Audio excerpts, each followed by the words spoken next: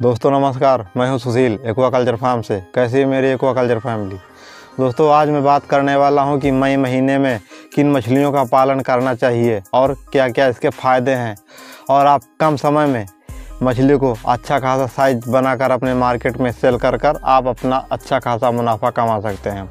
तो दोस्तों इस वीडियो में मैं आपको 2-4 ऐसी मछलियाँ हैं 5 जिनके नाम मैं आपको बताऊँगा। इन मछलियों का अगर आप पालन करते हैं तो आप बिलीव नहीं करेंगे कि आप कम समय में इन मछलियों का साइज अच्छा खासा बनाकर आप अपने मार्केट में सेल करके अच्छा खासा मुनाफा कमा सकते हैं। तो बने रहे वीडियो में कंटिन्यू। चैनल पर नया तो सब्सक्राइब कर लें। चलिए वीडियो को शुरू करते हैं। दोस्तों सबसे पहले अगर आप IMC मछली का पालन करना चाहते हैं तो उसके लिए आपके पास 1 एकड़ का तालाब ज़रूर होना चाहिए। उससे छोटा 20,000-30,000 स्क्वायर फीट का ज़रूर तालाब होना चाहिए, तभी आप अच्छा खासा मुनाफा कमा पाएंगे IMC मछली में।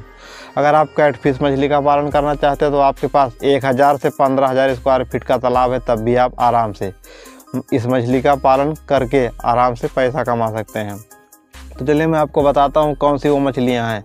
सबसे पहले अगर आप कैटफिश की बात करें तो आप उसमें पंगास मछली पाल कर आप 4 से 5 महीने में अच्छा खासा मुनाफा कमा सकते हैं। अगर आप कमर्शियल फीड खिलाते हैं तो इन मछलियों का जो है कि साइज 4 से 5 महीने में 7 से 8 से 900 ग्राम तक आराम से हो जाता है। इसलिए आप पंगास मछली का भी पालन कर सकते हैं कैटफिश में। अगर आप IMC मछली का पालन करना चाहते हैं तो उसमें आपका हो गया बिग हेड मछली, कतला, कॉमन कार्प। इन 3 मछलियों को आप पालन कर सकते हैं आसानी से। ये मछली जो है कि आपके तालाब में कम समय में अच्छा खासा ग्रोथ कर लेगी। लेकिन सावधान, इन मछलियों को छोड़ते समय आपको कुछ ऐसी बातें हैं ज़रूर ध्यान रखनी चाहिए। जैसे अगर आप बिग हेड मछली छोड़ रहे हैं अपने तालाब में तो कतला मछली बिल्कुल आप मत छोड़ना, क्योंकि ये दोनों मछलियाँ जो कि फिल्टर फीडर मछली होती हैं, ये ऊपर का ही भोजन करते हैं। इसलिए एक ही मछली इसमें बढ़ेगी, चाहे वो आप बिग हेड बढ़ा सकते हैं या कतला। इसलिए ध्यान रहे, जब भी आप कतला छोड़ रहे हैं तो बिग हेड मत छोड़ना। अगर आप बिग हेड छोड़ रहे हैं तो कतला मत छोड़ना। अगर आप बिग हेड छोड़ रहे हैं तो उसके साथ जो कि आप सिल्वर कार्प मछली का पालन कर सकते हैं। ये दोनों मछलियाँ आराम से बढ़ जाएंगी, इसमें कोई दिक्कत नहीं आएगी। तो सबसे पहले बात कर लेते हैं तालाब की तैयारी। सीड छोड़ने से पहले आपको अपने तालाब की तैयारी ज़रूर कर लेनी है, क्योंकि सबसे बड़ा कारण होता है तालाब की तैयारी। अगर आपका तालाब ही सही से नहीं रहेगा तो आप मछली ग्रोथ नहीं करेगी बिल्कुल। तो इसलिए तालाब की तैयारी ज़रूर कर लीजिएगा। मैंने अपने तालाब की तैयारी के लिए हर एक वीडियो में बताया है, उसे ज़रूर आप ध्यान देना। अगर आप पर एकड़ तालाब की तैयारी कर रहे हैं तो 20-25 किलो गोबर, 10 से 15 किलो सरसों की खली, single super phosphate, DAP, urea, इन सभी इंग्रेडिएंट को मिलाकर अपने तालाब की तैयारी कर लें। उसके बाद जो कि आप सीड छोड़ सकते हैं। लेकिन जो मैंने आपको बताया तालाब तैयारी करने के लिए, आपको पहले तालाब में पानी ज़रूर भर लेना, उसके बाद तालाब की तैयारी करना है। अगर आप तालाब की तैयारी कर चुके हैं तो सीड जो है कि आपको 100 से 50 ग्राम का ही छोड़ना पड़ेगा। अगर इससे आप छोटा छोड़ते हैं तो आपकी मछली को तैयार होने में कम से कम 10 से 12 महीने लग जाएंगे। इससे जो है कि आपको फ़ायदा नहीं होगा। इसलिए ध्यान रहे, जब भी आप कम समय में मछली तैयार करना चाहते हैं तो आपको 100 से 50 ग्राम का ही बच्चा स्टॉक करना पड़ेगा अपने तालाब में। तो जो मैंने इन 3-4 मछलियों को बताया है, इनका लाइफ साइकिल जो है कि बहुत छोटा होता है। ये कम समय में आपके तालाब में बहुत जल्दी तैयार हो जाएंगी अगर आप इन्हें प्रॉपर फीडिंग कराते रहते हैं तो। अगर आपके पास फीडिंग कराने की सुविधा नहीं है तो आप अपने तालाब में प्लैंकटन की मात्रा अधिक से अधिक बनाते रहते हैं तो आपके तालाब में इन 3-4 मछलियों का बहुत बढ़िया ग्रोथ होता है। क्योंकि इनका जो कि मैं खुद अपने तालाब में पालन कर रहा हूँ, इसका जो कि मैंने अपने हार्वेस्टिंग का वीडियो अपने चैनल पे डाला है, उसको आप देख सकते हैं कि मेरे तालाब का मछली कितने दिनों में अच्छा खासा साइज आ गया है। तो दोस्तों ध्यान ये रखना है कि गर्मी में जितना ज़्यादा मछली भोजन भी करती है उतना जो है कि मछली को बीमारी होने के भी चांस रहते हैं, क्योंकि ये मछली गर्मी में जो है कि बहुत भोजन करती रहती है, इसलिए गर्मी में बीमारी भी लगने के चांस रहते हैं। तो समय समय पर जो है कि आपको अपने तालाब में वाटर क्वालिटी पर ध्यान देना है और अपने तालाब के वाटर पैरामीटर को भी चेक करते रहना है, क्योंकि तालाब में कोई भी बीमारी आती है तो आएगी। इसलिए अगर आप मछली पालना सीख गए तो सबसे पहले आपको पानी पालना ज़रूर सीखना चाहिए, क्योंकि मछली जल की रानी है, जीवन उसका पानी है। तो इसलिए ध्यान रहे, जब भी आप मछली का पालन करें सबसे पहले जो कि आपको वाटर का ज़रूर बहुत ध्यान देना है।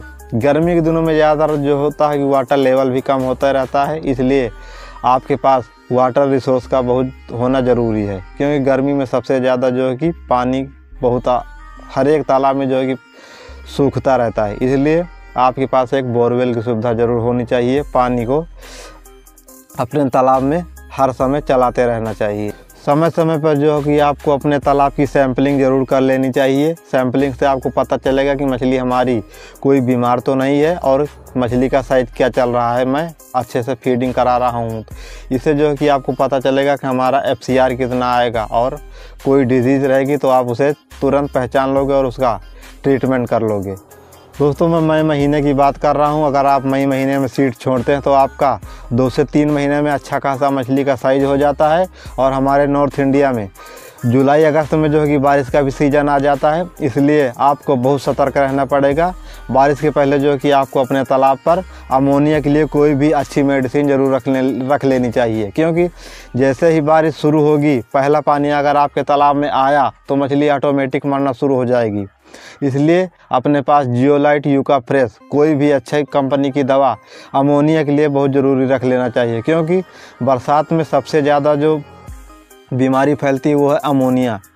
अमोनिया मेरे तालाब में खुद बन जाता है। मैं खुद अपने तालाब का हमेशा ट्रीटमेंट करते रहता हूँ, इसलिए मैं अपने तालाब की कोई भी मछली बीमार नहीं होने देता हूँ। तो इसलिए मैं आपको बता दे रहा हूँ कि जब भी बारिश का पहला पानी आपके तालाब में आए, आपको तुरंत अपने तालाब में अच्छी सी मेडिसिन का उपयोग कर लेना है, जिससे अमोनिया ना बने तालाब में। नहीं तो अमोनिया बन गया तो आपकी सारी मछली जो है कि मर जाएगी और आपको लॉस हो जाएगा। तो इन 3-4 मछलियों में जो मैंने आपको पालने के लिए बताया है, इनमें से सिल्वर बिगेट आपके तालाब में है तो उसको जो है कि ऑक्सीजन की समस्या बहुत फास्ट हो जाती है कभी कभी, जिससे जो है कि उसका ओंठ जो है कि बहुत बढ़ जाता है। इसलिए ध्यान रहे, जब भी आपके तालाब में इन 2 मछलियों का ओंठ बढ़ते दिखे तो आपको जो है कि तुरंत अपने तालाब में चूना और नमक का छिड़काव जरूर करते रहना चाहिए, जिससे जो है कि इनके ओंठ का जो है कि आगे वाला भाग वो आराम से कट जाता है और मछली सेफ हो जाती है। नहीं तो इनका ओंठ जो है कि बढ़ जाता तो ये अच्छे से भोजन भी नहीं कर पाती, और जो इनका साइज रहता है वो भी छोटा हो जाता और वज़न भी इनका कम हो जाता है और ये मर भी सकती है। तो दोस्तों, इस प्रकार से जो मैंने आपको जानकारियाँ दी, इनमें से कोई भी जानकारी आपको सही लग रही है तो मेरे चैनल को सब्सक्राइब करें, वीडियो को लाइक करें। अगर आपको मछली पालन में कोई भी समस्या आ रही है तो मेरे दिए गए नंबर पर आप मुझसे कांटेक्ट कर सकते हैं, कोई भी सवाल पूछ सकते हैं, जिसका मैं आपको फ्री ऑफ कॉस्ट दे रहा हूँ। लोग इसका चार्ज भी कर रहे हैं। तो ध्यान रहे, आप कोई प्रॉब्लम आ रही है तो मुझसे कॉन्टैक्ट कर सकते हैं, मैं आपको सब कुछ फ्री में बताऊँगा। बस आपको मेरे चैनल को सब्सक्राइब करना है और मुझसे जुड़े रहना है।